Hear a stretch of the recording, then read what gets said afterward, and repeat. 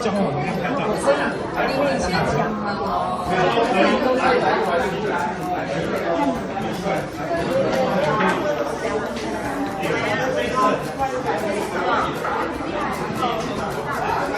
手把手，祷告手。我们看到在这里有一个好像是词汇吗？好像是一个让我们很特别的感觉。这是来自于哪里呢？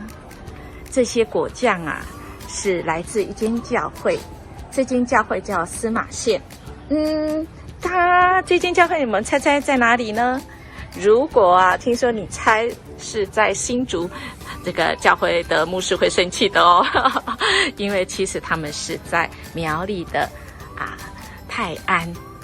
这间教会是泰雅宗会的教会，他们因着部落这个需要重建，而他们发展出当地农产品他们做了一些义卖的活动。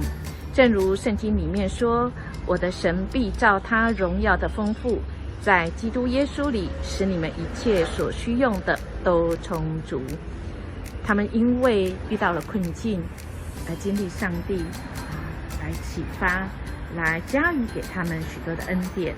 他们发现原来上帝所创造的大地这么的丰盛，这么丰富，以至于他们有许多的恩典。他们也将这些恩典分享给身边跟他们一样需要的教会哦，不是他们只有自己来享用。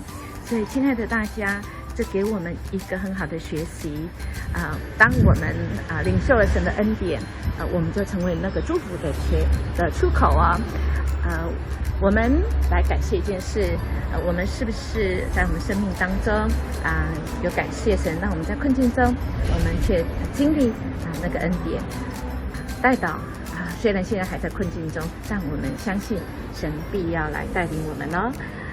我们的家庭也一样，我相信我们的家庭在盼望中是要喜乐，在患难中要忍耐，祷告要恳切，这是我们的主应许给我们的，他必有够用的恩典。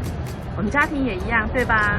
我们今天就一起来分享神的恩典，我们用手牵手，祈祷的手。